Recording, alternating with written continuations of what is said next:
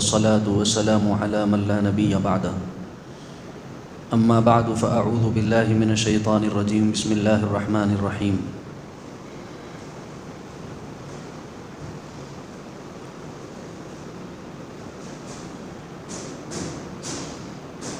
رجال لا تلهيهم تجارة ولا بيع عن ذكر الله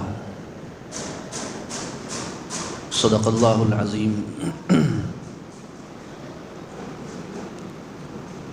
انتہائی قابل قدر بزرگوں، عزیز دوستوں، نوجوان ساتھیوں، معزز علماء کرام، السلام علیکم ورحمۃ اللہ وبرکاتہ۔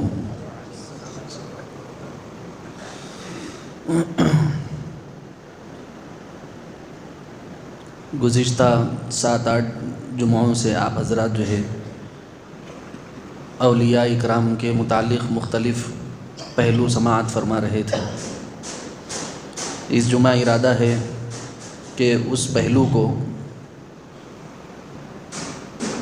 ایک مقام پر لے جا کر کے روکا جائے تاکہ دوسرے موضوعات آپ حضرات کو سنائے جا سکیں۔ ممکن ہوگا تو یہ جمعہ یا پھر ممکن ہوگا تو آئندہ جمعہ جو ہے انشاءاللہ اس موضوع کو موقوف رکھا جائے گا۔ پھر وقت اور حالات کے حساب سے اگر سنانا ہوگا سبق تو پھر دوبارہ سنائیں گے۔ یہ موضوع نکلنے کی 2 بڑی وجوہات تھیں کہ قوم کو افراط اور تفریط سے بچایا جائے، اعتدال والے راہ پر ڈالا جائے۔ افراط اور تفریط کے 2 پہلو ہم نے آپ حضرات کے سامنے عرض کر دیے تھے۔ ایک وہ پہلو جس کے اندر ہمارے اپنے بھائیوں کی کوتاہیاں اور غلطیاں، جس کی وجہ سے لوگ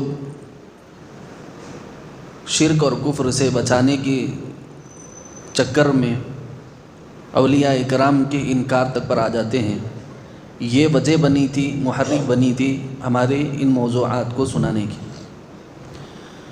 یہ جتنے موضوعات سنائے گئے ان تمام موضوعات میں مقصد اور منشا یہ تھا کہ افراط کرنے والے بھائیوں کو بھی روکا جائے اور تفریط کرنے والے بھائیوں کو بھی روکا جائے۔ افراط کیا تھا؟ بالکل اولیاء اکرام کا سرے سے انکار کر دینا، اس میں باطل کے اور حق کے درمیان میں فرق نہ کر سکنا، یہ افراط ہے۔ اور تفریط کیا تھا؟ تفریط یہ تھا کہ اولیاء اللہ کو اللہ بنا کے بٹھا دینا، یا اللہ کے قائم مقام سمجھنا، یا اللہ کی صفات کا حامل سمجھنا۔ تو اس وجہ سے ہم نے تفریط والوں کو بھی جھنجھوڑا اور افراط والوں کو بھی سمجھایا۔ افراط اور تفریط سے بچ کر اعتدال کی راہ پر جو چلتا ہے وہ شخص وہ ہے جو ولی کو ولی مانتا ہے، اللہ کو اللہ مانتا ہے۔ ولی کو اللہ کر دے رہا یا اللہ کو ولی کر دے رہا یا ذات اور صفات میں ان جیسا شریک ٹھہرا رہا، تو پھر آپ سمجھ لیجئے کہ یہ اپنا ہے بھی تب بھی کھوٹا ہے، اس کی بات پر عمل نہیں کیا جا سکتا۔ سنی ہے تب بھی اس پر عمل نہیں کیا جا سکتا، کیونکہ اللہ کی ذات میں، اللہ کے صفات میں، اللہ کے آثار میں، افعال میں کسی کو شریک ٹھہرانا یہ شرک ہے، چاہے کوئی مانے یا نہ مانے۔ نہ ذات میں کسی کو شریک ٹھہرا سکتے ہیں، نہ صفات میں کسی کو شریک ٹھہرا سکتے ہیں، نہ آثار میں کسی کو شریک ٹھہرا سکتے ہیں، نہ افعال میں کسی کو شریک ٹھہرا سکتے ہیں۔ وہ وحدہ لا شریک ہے، اس کو کسی ساتھی کی ضرورت نہیں ہے، کسی مشیر کی ضرورت نہیں ہے، وہ کسی کے محتاج نہیں ہے۔ اس وجہ سے ہمارے جو بھائی ہیں سنی مسلم بھائی خاص طور سے، ان کو یہ بات سمجھ لینی چاہیے کہ اللہ کے واسطے اس غلط فہمی سے نکل جاؤ۔ اللہ کے علاوہ کسی اور سے مانگنے کو جو ہے آپ اپنا ترہ امتیاز سمجھ رہے ہیں، سنیت سمجھ رہے ہیں، تو یقین جانیے آپ سے بڑی جہالت میں کوئی اور نہیں ہے۔ یہ تفریط ہے، اس سے بچنا چاہیے۔ اور افراط کیا ہے؟ افراط یہ ہے کہ آدمی اولیاء ہی کا انکار کر دے، تب یہ قرآن کی آیات کا انکار لازم آ جائے گا۔ تفرید کریں گے تو شرک لازم آئے گا، افراد کریں گے یعنی سرے سے اولیاء کا انکار کریں گے تو کفر لازم آئے گا۔ نہ ہم کو کافر بننا ہے نہ ہم کو مشرک بننا ہے، پھر کیا بننا ہے صاحب؟ تو ہم کو مسلمان بننا ہے۔ جو اللہ اور اس کے رسول بولے وہ سن لینا، جو کرو بولے وہ کر لینا، جو نہیں کرو بولے وہ چھوڑ دینا۔ تو افراد کا راستہ یہ ہے کہ سرے سے انکار کر دیتے ہیں۔ اس کو ایک مثال سے سمجھ لیں تاکہ ہمیشہ کے لیے بات ذہن نشین ہو جائے۔ 3 قسم کے لوگ ہیں، 3 لوگ ہیں، ایک منزل پر چڑھنا چاہتے ہیں۔ ایک وہ ہے جو یہ کہہ رہا ہے کہ بھائی سیڑھی کی بالکل ضرورت نہیں، اوپر جانے کے اسباب اور وسائل کی ضرورت نہیں، ہم اس کو نکارتے ہیں، ہم کو ان اسباب کی ضرورت نہیں، ہم بغیر سبب کے منزل پر پہنچ جائیں گے۔ ان لوگ منزل پر پہنچ سکتے؟ بولو نا بابا، نہیں پہنچ سکتے۔ دوسرے وہ جو سیڑھی کے اوپر ہی بیٹھ گئے اور بول رہے ہیں کہ یہ منزل ہے، وہ لوگ منزل کو پہنچ سکتے؟ نہیں پہنچ سکتے۔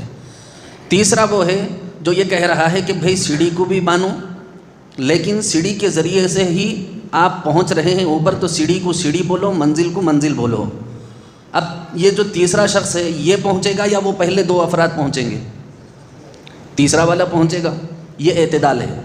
پہلا والا جو ہے جو بالکلیہ اوپر جانے کے اسباب کا ہی انکار کر رہا ہے وہ افراد کا شکار ہے، اور جو دوسرا والا ہے وہ تفرید کا شکار ہے، یعنی سیڑھی کو ہی منزل بول کر کے بیٹھ گیا، نہ یہ پہنچے گا اور نہ سیڑھی کا انکار کرنے والا پہنچے گا۔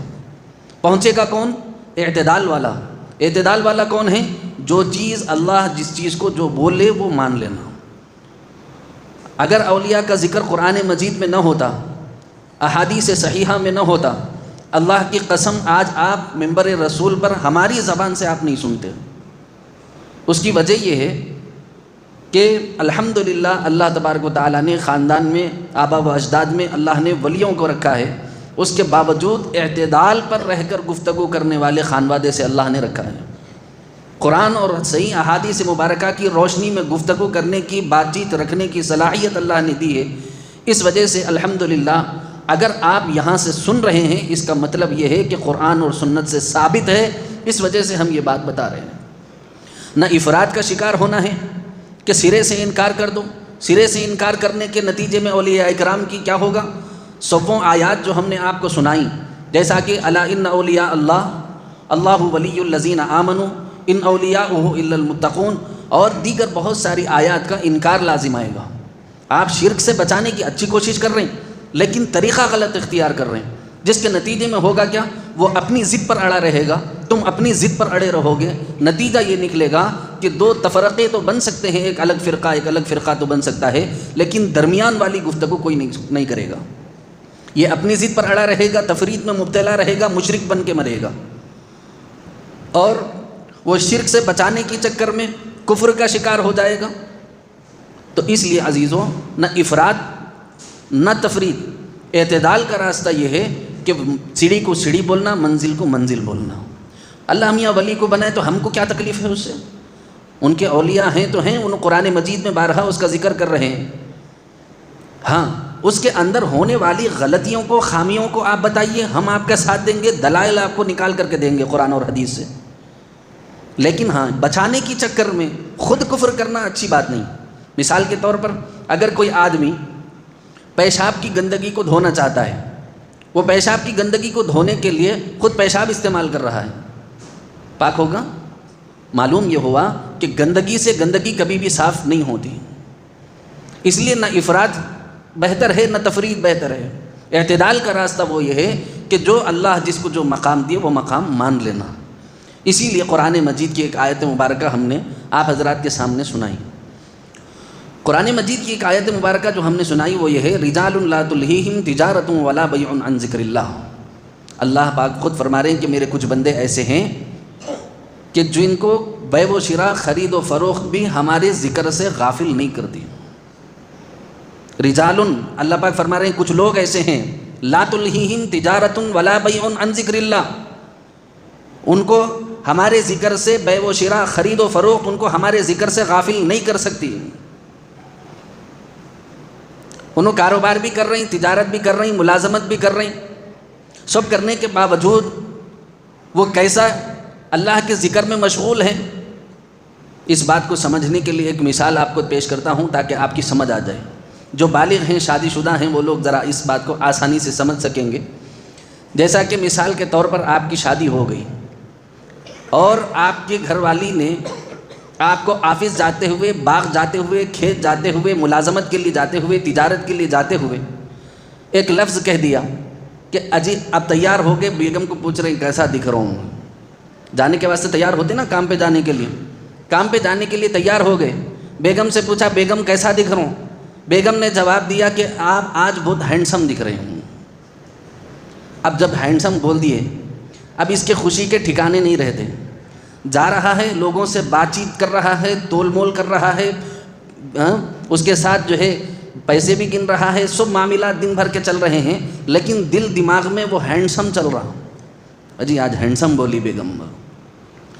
معلوم یہ ہوا کہ جب ایک ادنا سی مخلوق جس کے بناوٹ کو اللہ تبارک و تعالیٰ نے سورہ دہر کی پہلی آیت میں فرمایا هل اتى على الانسان حين من الدهر لم يكن شيئا مذكورا، کیا انسان کو اپنا وہ وقت یاد نہیں جبکہ وہ ایک ایسی شے سے بنایا گیا ہے جو قابل ذکر بھی نہیں، یعنی گندے پانی کے قطرے سے بنائے سو مخلوق کی محبت کا عالم یہ ہے کہ اگر انہیں ہینڈسم بول دی تو پھر آپ تجارت کر رہی تو بھی ہینڈسم دماغ میں چل رہا، دل میں چل رہا۔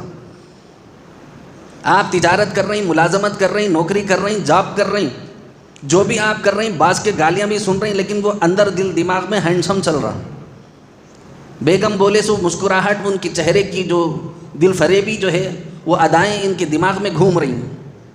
کام برابر کر رہا ہے، تول مول کر رہا ہے، بھاؤ کر رہا ہے، ہر چیز کی خرید و فروخت کر رہا ہے، سب کچھ کرتے ہوئے صبح کے بیگم کے بولے ہوئے الفاظ کو شام تک دہراتا ہے، اس کا دل بھی دہراتا ہے، اس کا دماغ بھی دہراتا ہے۔